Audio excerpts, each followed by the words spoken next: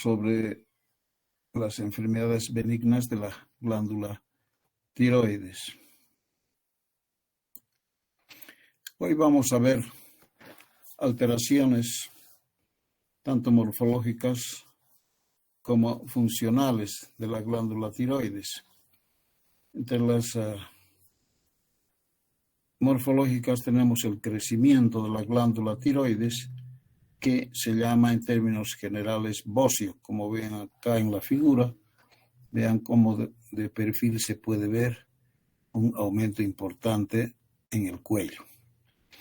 Si nosotros realizamos una gammagrafía, vamos a encontrar tres formas de captación del yodo radioactivo. Puede ser esta una captación denominada difusa, porque es bastante regular en ambos lóbulos.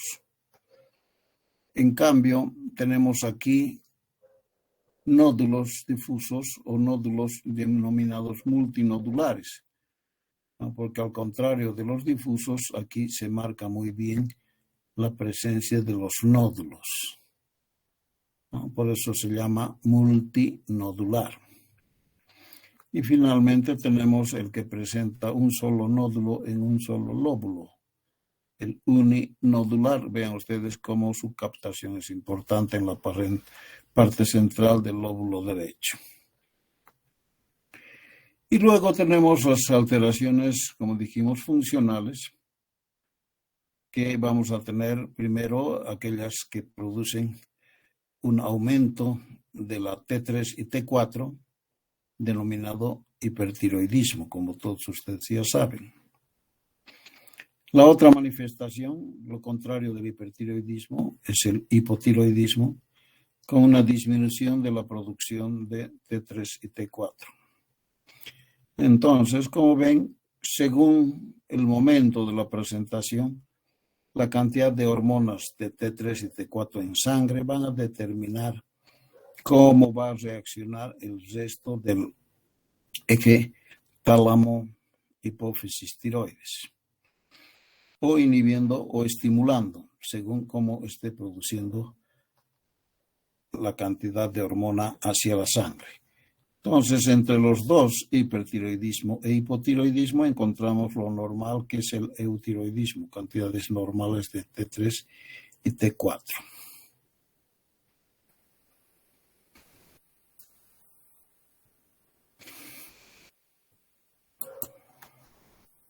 Bien.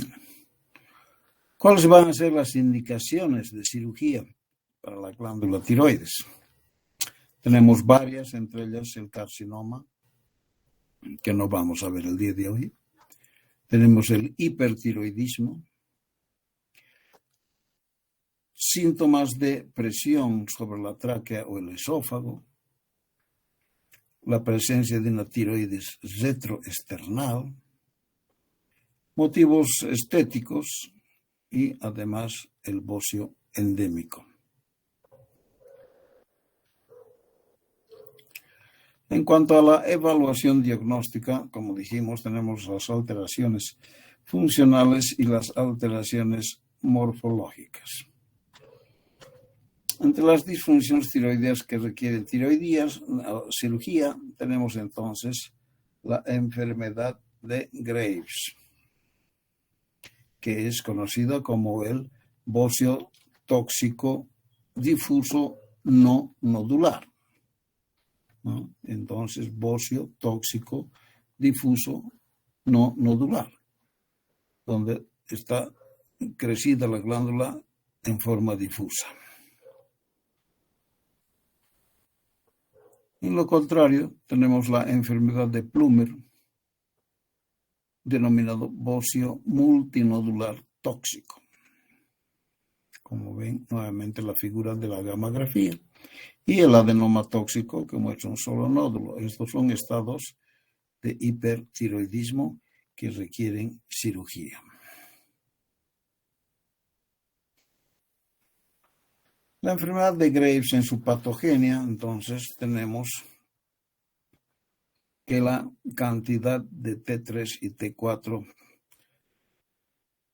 puede inicialmente no ser importante, y lo cual nos va a producir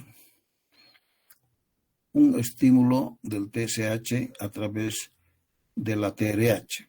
Pero todo ¿por qué? Porque hay un defecto en la inmunidad mediada por células en la enfermedad de Graves, lo cual va a crear un estimulador tiroideo de acción prolongada.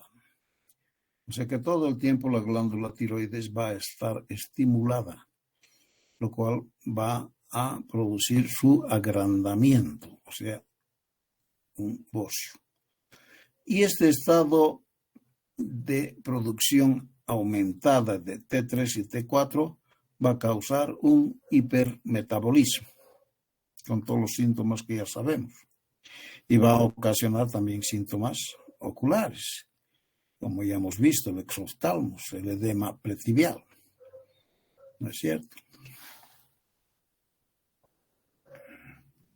Entonces, en esta enfermedad de Graves existe el estado hipermetabólico, en el cual va a presentar palpitaciones, sudoración, intolerancia al calor, irritabilidad, insomnio, hay nerviosismo, reducción de peso, fatiga. Vamos a observar a nivel del cuello la presencia del bocio. Si nosotros escuchamos con estetoscopio a nivel de este bocio, vamos a escuchar un soplo audible. Eso se escucha porque hay un aumento de la vascularización de la glándula. También veremos temblores y arritmias a nivel del corazón. Va a haber una ampliación de la hendidura interpalpebral. Aquí.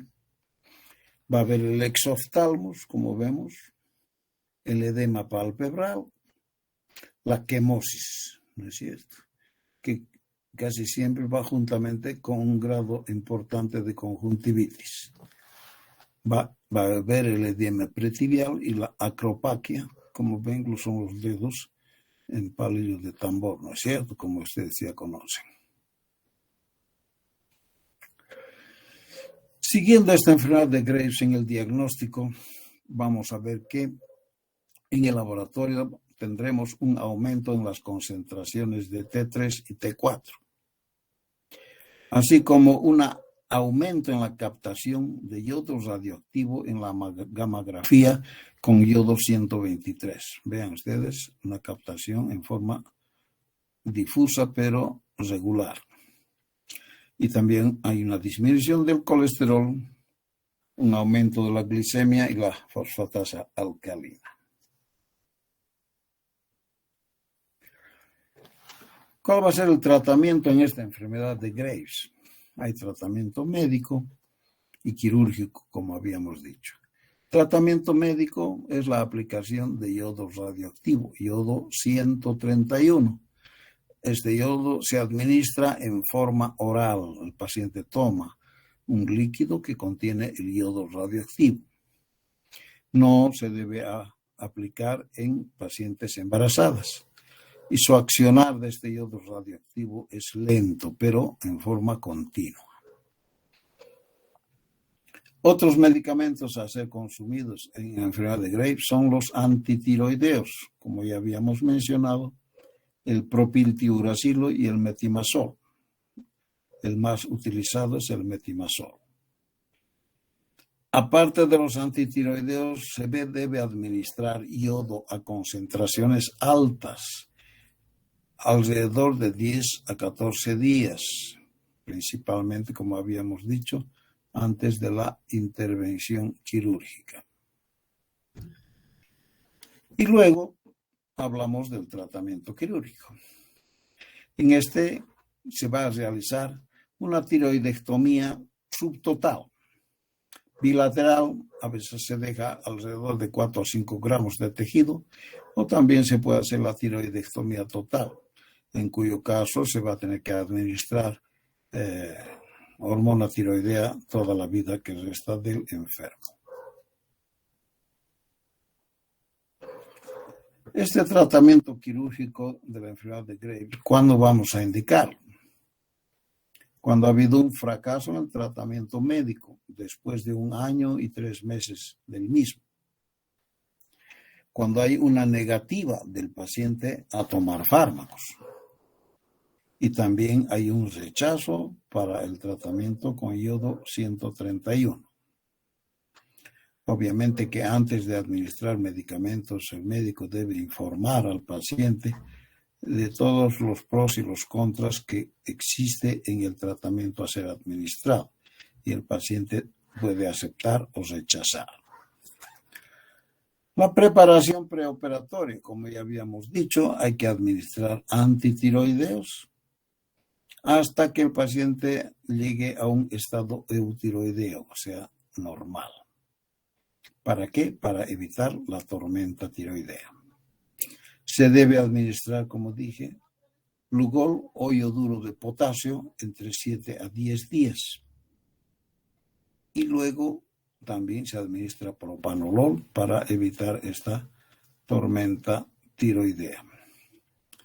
¿Cuáles van a ser las complicaciones de este tratamiento quirúrgico? La tormenta tiroidea, para lo cual, como ya habíamos dicho, se debe administrar antes antitiroideos, yoduro y propanolol. Otra complicación frecuente es la hemorragia, porque esa glándula con enfermedad de Graves está altamente irrigada y este yoduro que vamos a administrar tiene que disminuir la vascularización.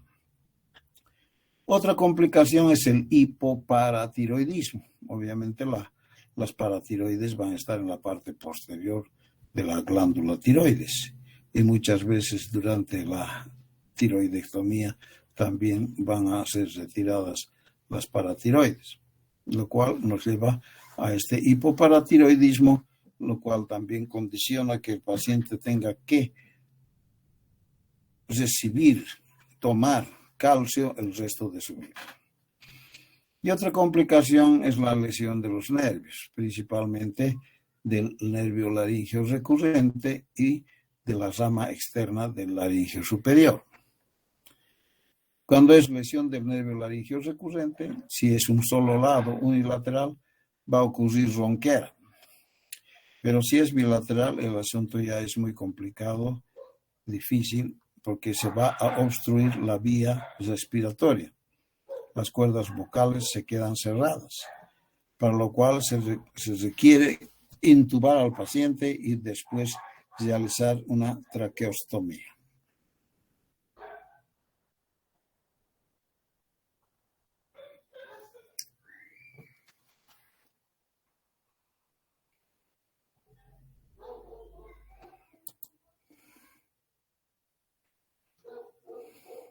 Bien. Ahora la enfermedad de Plummer.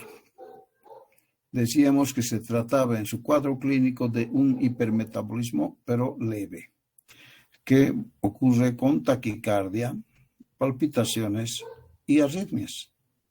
Aquí también obviamente hay un aumento de la hormona tiroidea T3, T4. La captación de yodo radioactivo por nódulo nos va a condicionar. Vamos a observar que se trata de nódulos hiperfuncionantes.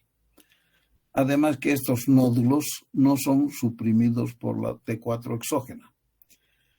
Esto ya hemos dicho. Cuando un paciente tiene un nódulo y se le administra hormona tiroidea exógena, este va a suprimir a la TSH. Entonces un tratamiento supresor de TSH, y lo cual hace que disminuya el estímulo para la glándula tiroides. Eso en un estado normal. Pero en estos pacientes con la enfermedad de Plummer no son suprimidos sus nódulos por la T4 exógena, porque el mecanismo de retroalimentación está roto. ¿No es cierto? Ese es el problema. Tratamiento entonces igual que para la enfermedad de Graves.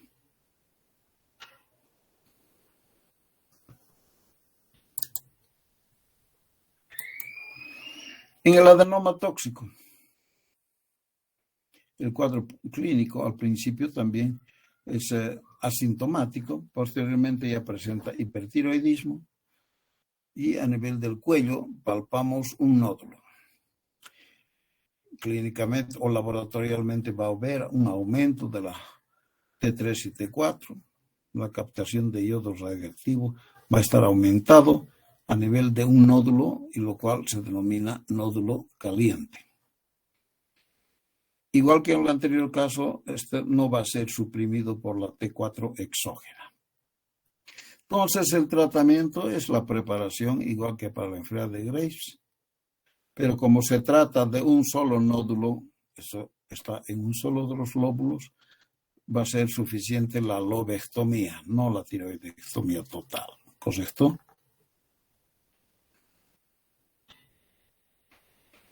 Bien. Ahora vamos a ver el bocio. Entre los aspectos clínicos del bocio, vamos a decir en su definición que es bocio a cualquier aumento del tamaño de la glándula tiroides. Ahí se llama bocio.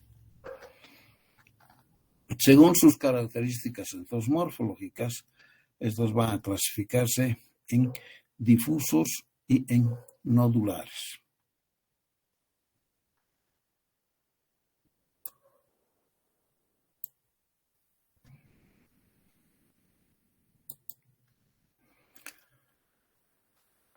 Según las características funcionales, entonces, pueden ser bocios eutiroideos, o sea, normales, hipotiroideos o hipertiroideos o tóxicos. El diagnóstico de bocio es anatómico, ¿sí? Cuando se ve el cuello de una persona, la presencia de una masa, entonces hablamos de un bocio. Sabemos que la glándula normal pesa 20 gramos en la mujer y 25 gramos en el varón. La clasificación semiológica de bocios, según la Organización Mundial de la Salud, clasifica en grados. El grado 0A, la tiroides no es palpable o es palpable con dificultad. 0B, la tiroides se palpa con facilidad, pero no se ve al hiperextender el cuello. Grado 1.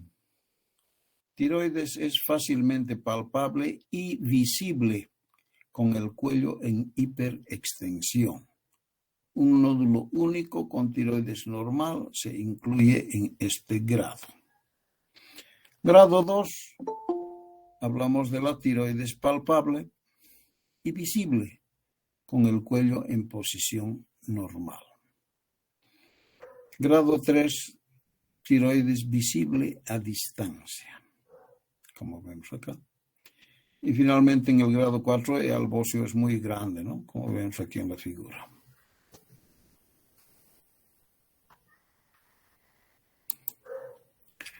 El diagnóstico de bocio también puede realizarse mediante técnicas de imagen, ¿no? Como ecografía, tomografía axial computarizada o resonancia nuclear magnética del cuello.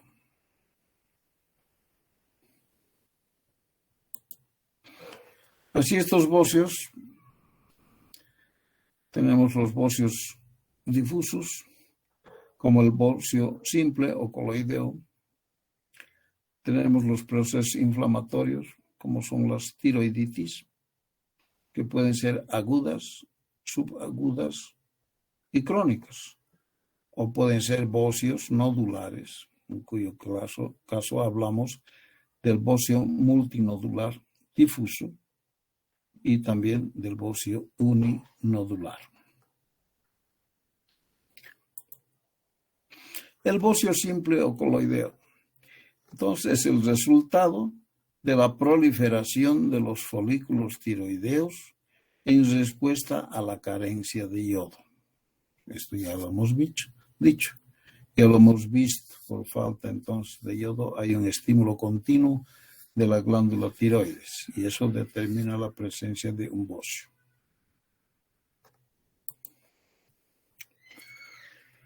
Luego, la dificultad para la síntesis va a determinar un aumento de la hormona tiroestimulante. que nos va a inducir a la producción de una hiperplasia glandular de la glándula tiroides. Tratamiento, hormona tiroidea. Entonces, al administrar hormona tiroidea, va a suprimirse el TSH, con lo cual va a disminuir el estímulo hacia la glándula tiroides y por tanto tendrá que disminuir ese bocio. Entre las tiroiditis tenemos la tiroiditis de Hashimoto, la tiroiditis de Dickerbein y la tiroiditis aguda.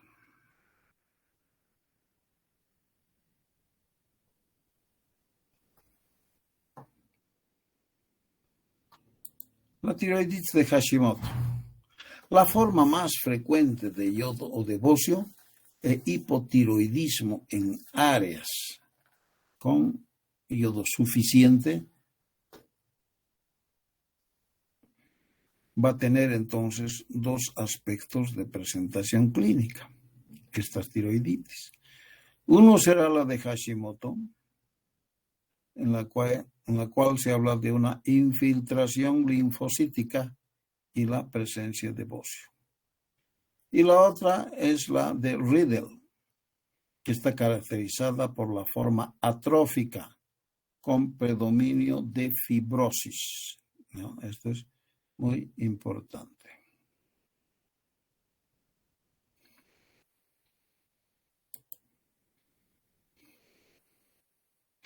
En la tiroiditis de Hashimoto se habla en su patogenia una autoinmunidad con la pérdida de la tolerancia por parte del huésped hacia los autoantígenos, lo cual va a generar una respuesta mediada por anticuerpos, denominados en este caso antitiroideos. Va a ser secundaria a una infección viral que puede generar una proteína similar a las proteínas tiroideas llamadas epítope y desencadena una reacción cruzada con los linfocitos T. Por eso es un fenómeno de autoinmunidad. Hay complejos inmunitarios en las proteínas tiroideas, y lo cual va a llevar a la infiltración de los linfocitos, como ya habíamos dicho, o a la fibrosis, ¿no es cierto? La tiroiditis de Hashimoto. Las células foliculares presentan proteínas con complejos de histocompatibilidad de tipo 2, que son la HLA, DR, DP y DQ. Esto va a haber una interacción, van a interactuar de forma más eficiente y estrecha con los linfocitos T y van a infiltrar los linfocitos o a producir fibrosis, como ya dijimos.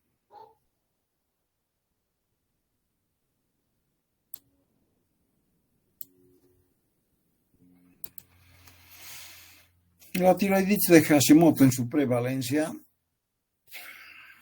se habla de que es una patología bastante común. Un 45% de las autopsias en mujeres y un 20% en varones presentan cierto grado de infiltración. El diagnóstico en la tiroiditis de Hashimoto, vamos a ver que existen anticuerpos, antitiroglobulina en un 60% y antiperoxidasas en un 95%.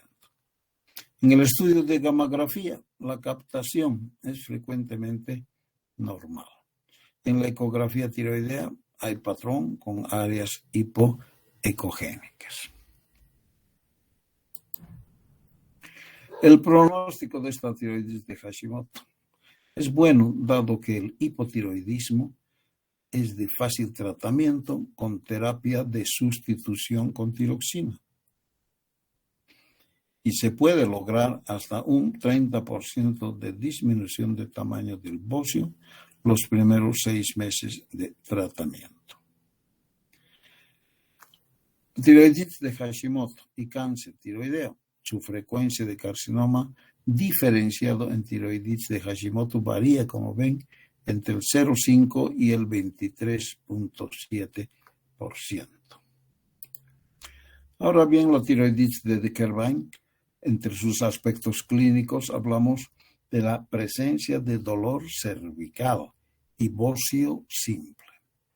Es más frecuente en el sexo femenino, una relación de 5:1 con el hombre, y la edad va entre 40 y 50 años. Se presenta entre el 5 al 6% de las enfermedades tiroideas. En cuanto a su etiopatogenia, probablemente sea de origen viral. Entonces se debe investigar, puede haber una historia previa de infección de la vía aérea superior. Tiene asociado más a malestar general y dolores musculares. Se presenta como un brote estacional en verano. En relación a virus Coxsackie, adenovirus, influenza y virus parotídeo.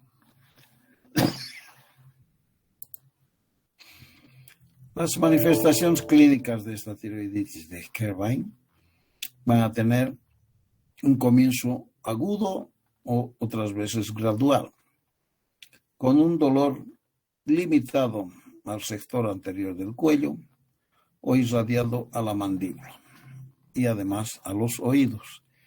Se va a exacerbar al tragar o mover el cuello. Habitualmente es bilateral y a veces se inicia en un lado y posteriormente en forma contralateral. Como pródromo viral puede haber con los otros procesos virales fiebre, malestar general, laxitud, anorexia, dolores musculares frecuentes. Y en el examen físico vamos a tener, vean ustedes, una glándula extremadamente sensible, muy dolorosa. Y además hay presencia de adenopatías cervicales palpables. Este es un dato muy importante para diferenciar de las lesiones tumorales, ¿verdad?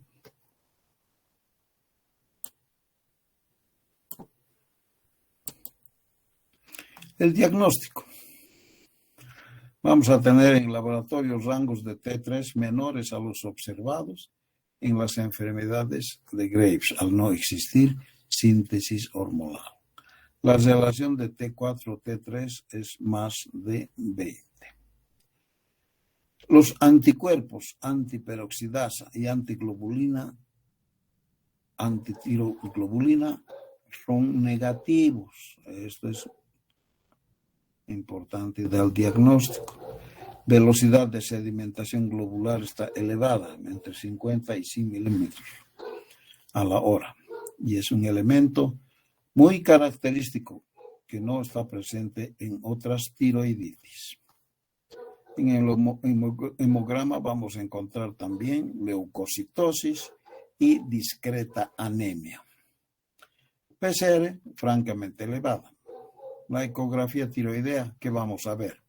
Áreas hipoecogénicas, sensibles al paso del transductor del ecógrafo y cambiantes con la evolución de la enfermedad asociada a la presencia de adenopatías características. Continuando con el diagnóstico, entonces, vemos que la captación de yodo es menor al 2% a las 24 horas en la fase tirotóxica. Es una de las pocas causas con tirotoxicosis y captación baja.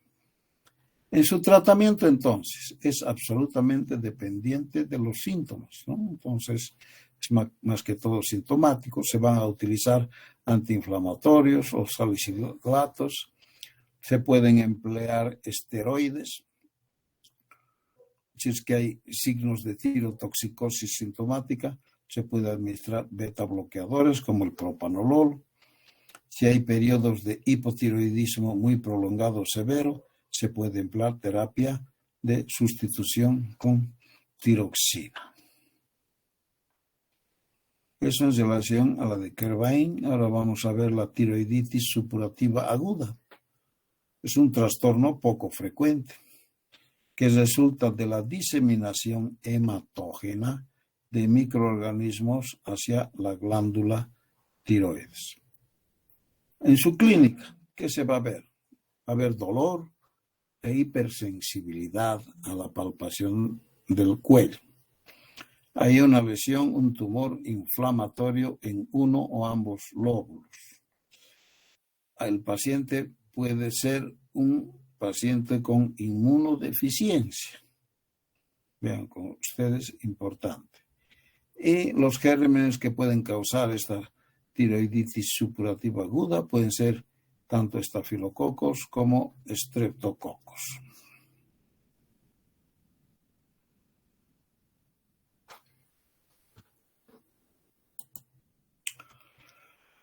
El diagnóstico. Entonces se debe realizar una punción, se aspira aquello y se realizan estudios bacteriológicos directos y cultivos.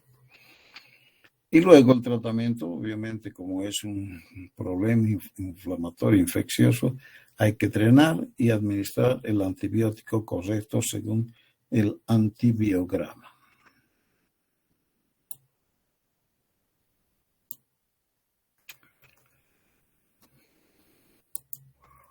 Luego tenemos el bocio multinodular.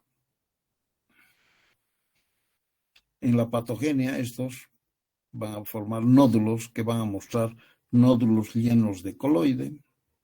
Hay degeneración quística, hay calcificación, hemorragia o cicatrización. El diagnóstico, a veces dijimos que son asintomáticos y otras veces han crecido bastante, son duros y pueden causar compresión local regional.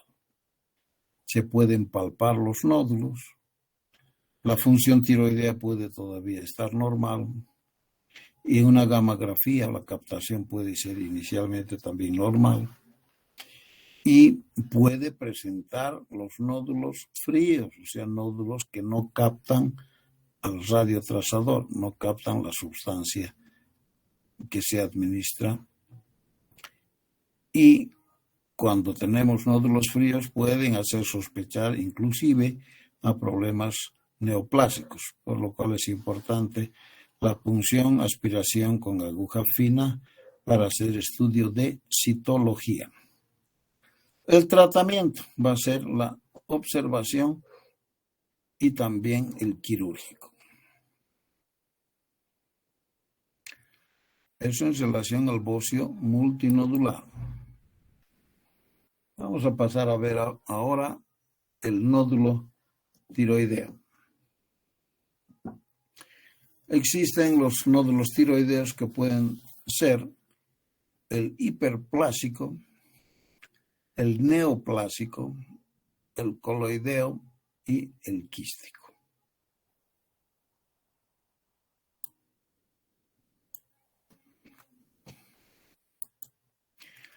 En cuanto a la evaluación diagnóstica del nódulo tiroideo, es importante la anamnesis. En esa anamnesis tenemos que investigar, preguntar si ha habido en ese paciente, desde niño, preguntar si no ha habido exposición a radiaciones, ¿no? Como ha habido aquella vez el accidente de Chernobyl, donde ha habido una radiación importantísima y mucha gente ha muerto. Y la gente que ha logrado sobrevivir posteriormente han presentado muchos cánceres de tiroides, entre otros tumores también. También debemos preguntar en la anamnesis algunas enfermedades familiares de tiroides.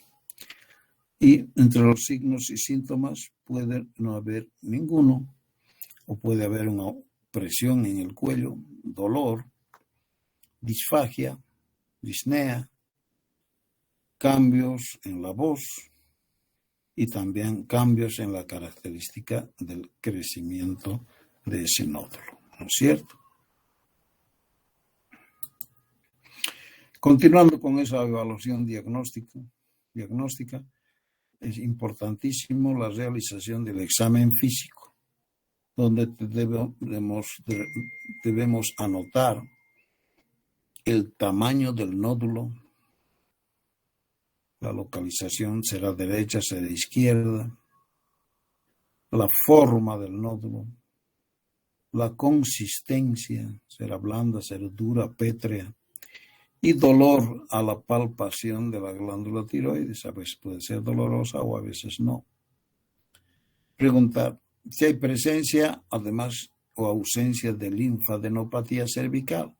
Debemos palpar todos los grupos ganglionares que ya hemos visto en la anterior clase. ¿No es cierto? Eso es importante. Y luego de haber terminado nuestra evaluación en el examen físico, se va a realizar una laringoscopía para evaluar el estado de las cuerdas vocales, para ver si hay algún grado de parálisis o aquello está bien. Siguiendo en esa evaluación diagnóstica, también con esa laringoscopía, vamos a determinar si existe desviación de la tráquea. No, porque a veces estas lesiones, nódulos de tiroides, pueden desviar la tráquea. Puede haber fijación tumoral.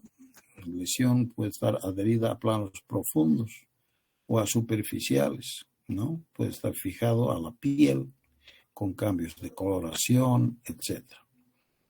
¿No es cierto? Todo eso se evalúa en el examen físico. Luego de haber concluido el examen físico, se puede determinar la punción, aspiración con aguja fina de la glándula tiroides. ¿Y cuándo se puede hacer eso? La enfermedad nodular de la glándula tiroides se puede presentar hasta un 30% de la población. En la ecografía cervical, en este 30% puede haber 5% de nódulos de aspecto maligno. Y de estos 5% malignos, el 80% van a corresponder a cánceres bien diferenciados.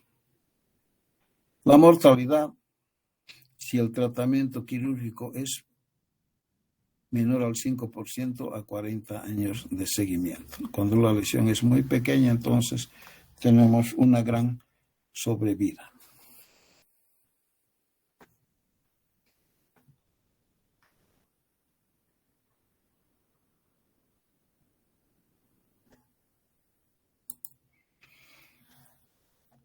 La aspiración con aguja fina de la glándula tiroides es útil.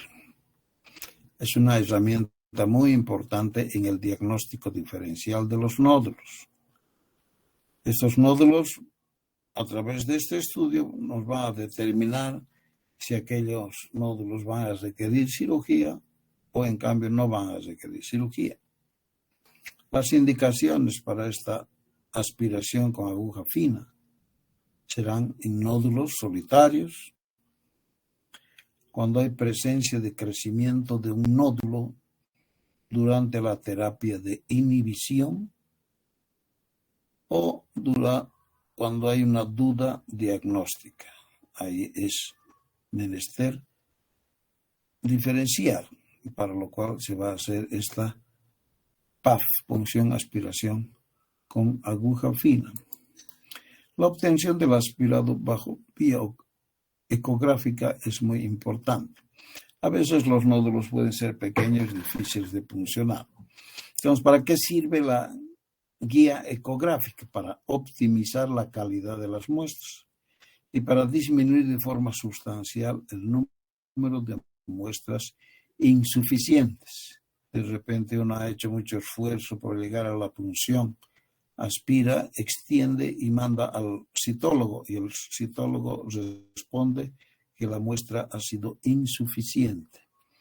Por eso que siempre se debe trabajar en equipo. Esa debe ser uno de los aspectos más importantes. Hoy en día la medicina es un trabajo en equipo.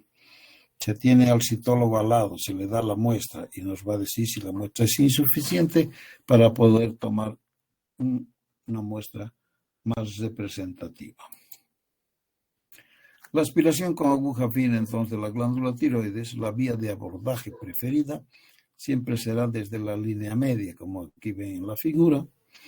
La punción se realiza con jeringa desechable, corriente, de 10 centímetros cúbicos, y las agujas pueden ser 19, 21, 23, 25. Entonces es un método absolutamente que cualquiera lo puede realizar. Obviamente tiene que tener cierta experiencia y puede utilizar anestésicos locales. Ven aquí la figura con la ecografía. Se ha entrado con la aguja y está en el pleno nódulo para poder realizar la aspiración del material deseado.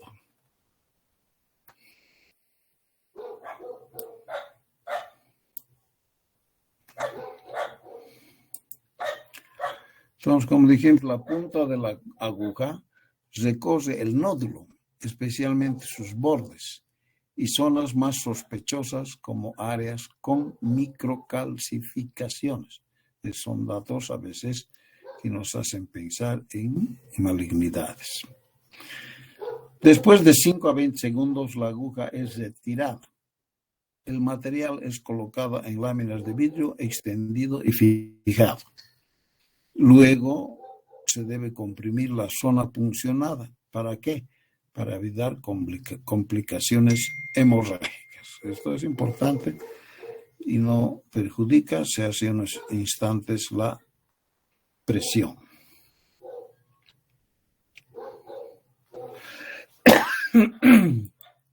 Bien. Entonces, la información que nos va a dar el citólogo puede clasificarse, como ven aquí en la figura. Nos puede decir que es una lesión benigna, negativo para malignidad, donde puede ser un bocio coloideo, quistes coloideos, tiroiditis subagudas, tiroiditis crónicas autoinmunes. Si nos habla de malignidad, positivo para malignidad, puede haber una diversidad de lesiones como el carcinoma papilar, medular, anaplásico, linfoma o que sea metástasis de otros órganos a distancia. También nos puede decir que es sospechoso, o sea, indeterminado. Puede tratarse de una neoplasia folicular y hallazgos sospechosos de cáncer papilar o medular. Pero cuando informan de que es indeterminado, entonces no es nada agradable, entonces hay que volver a hacer la punción. Insatisfactorio, tampoco a nadie le gusta que nos informe insatisfactorio, ¿no? Muestra insuficiente, menos de 6 grupos de células, con al menos de 10 células por campo, o inadecuado, muestra mal fijada. Entonces, todos esos datos son importantes y el operador tiene que saber en forma expresa y explícita todos estos mecanismos. Entonces son las categorías diagnósticas de la punción, aspiración con aguja fina de la glándula tiroides. La morfología celular del adenoma versus carcinoma folicular son de difícil distinción. Esto lo vamos a volver a ver cuando hablemos de cáncer para poder explicar un poco mejor. La otra forma de diagnóstico tenemos, como dijimos, la gammagrafía tiroidea. No es una herramienta de diagnóstico absoluto e indudable, pero sirve de mucho. Debe correlacionarse además con hallazgos clínicos y la punción, aspiración con aguja fina.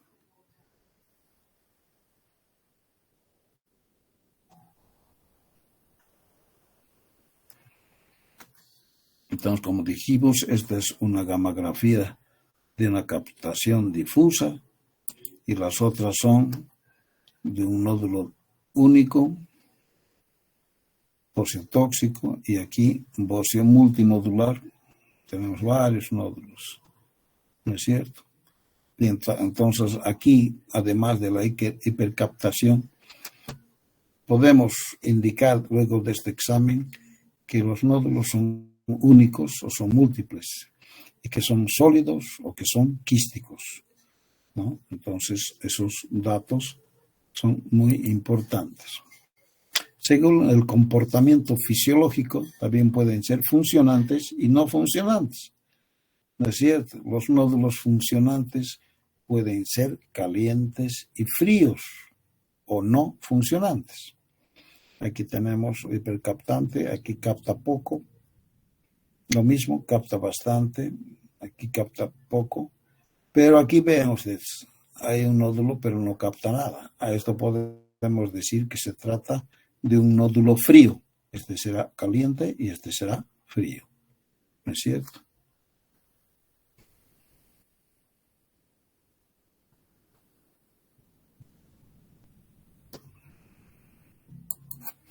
Entonces, ¿cuáles serán las principales indicaciones para la realización de una gamografía tiroidea? Vamos a utilizar este método cuando queramos determinar el estado funcional de la glándula. ¿Capta bien, capta medianamente o no capta? Diferenciar entre enfermedad difusa o nodular y la localización de los nódulos tiroideos. Sirve para determinar el grado funcional de los nódulos, para definir la autonomía de los nódulos funcionantes y para la detección de tejido tiroideo ectópico o remanente. De las contraindicaciones tenemos el embarazo por la cuestión de la radiación. Y la ecografía tiroidea, muy importante también en el diagnóstico, puede medir con razonable precisión, primero, el tamaño del nódulo, determinar si el nódulo es sólido o es quístico. Es capaz de diferenciar en forma satisfactoria entre un nódulo benigno y maligno, está muy interrogado. Ya, depende del operador, de la interpretación. Y cuándo se debe puncionar un nódulo tiroideo, ¿no es cierto? Esta ecografía nos sirve para indicarnos a veces cuándo se debe puncionar un nódulo tiroideo, cuando por la ecografía es sospechoso. Y para esto tenemos una clasificación llamada TIRADS, es para unificar los criterios. Entonces se clasifica en TIRADS 1, categoría 1, lo cual indica que es un estudio ecográfico normal de la glándula tiroides, es negativo para cáncer, para otras cosas. Categoría 2 significa hallazgos benignos, 0% de malignidad, como por ejemplo puede presentarse en la tiroiditis de Hashimoto, tiroiditis de Dickerbein típico, en la enfermedad de Graves, en quistes coloideos, en nódulo con calcificación periférica, en nódulos totalmente calcificados, en nódulo hipocogénico coloideo fibroso. Con exámenes anteriores disponibles, se debe avalar la persistencia de un quiste al mismo nivel.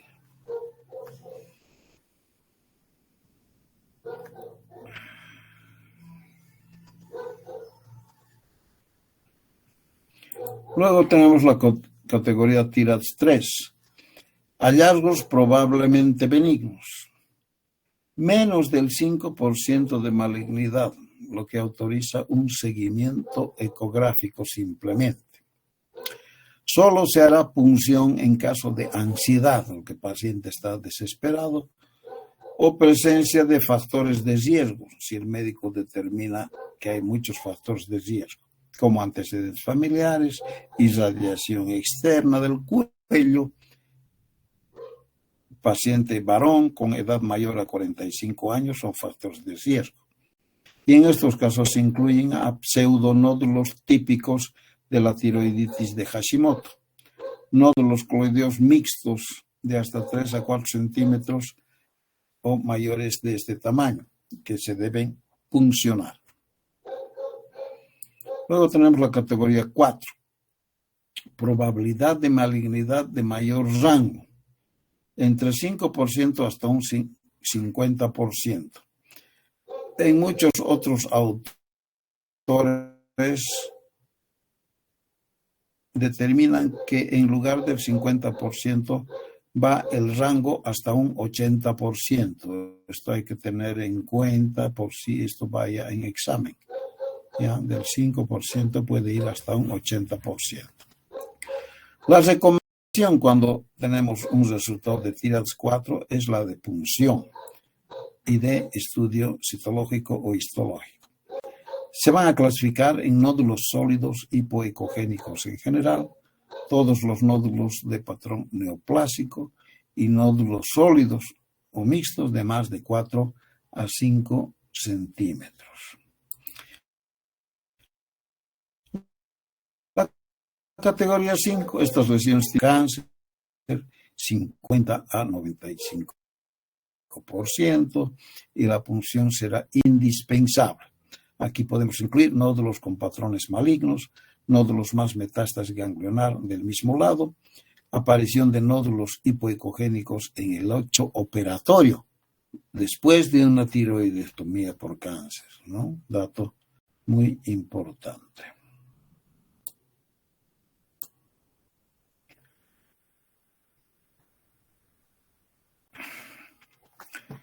Y dicho esto, bueno, ya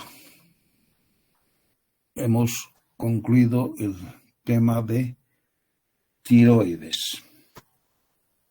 Mañana ya vamos a ver patología maligna de la glándula tiroides. Con estas clases de patología benigna creo que ya van a estar dominando el tema. ¿Tendrán alguna pregunta?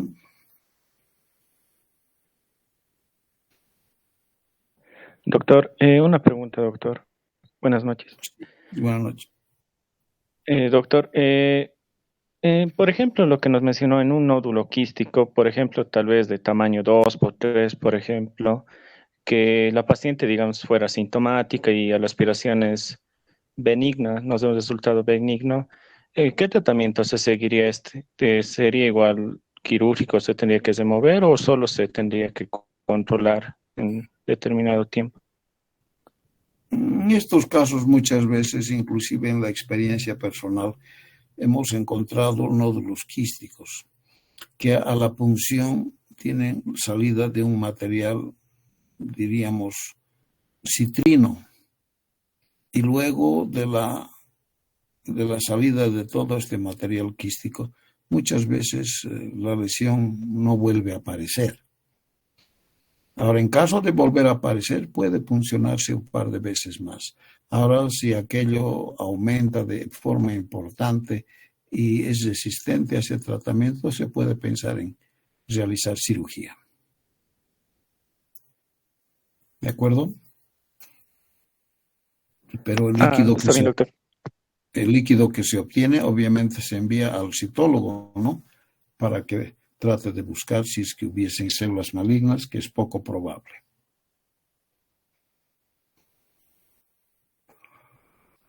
Muy bien, muchachos, entonces nos vemos mañana en la clase teórica, ¿ya?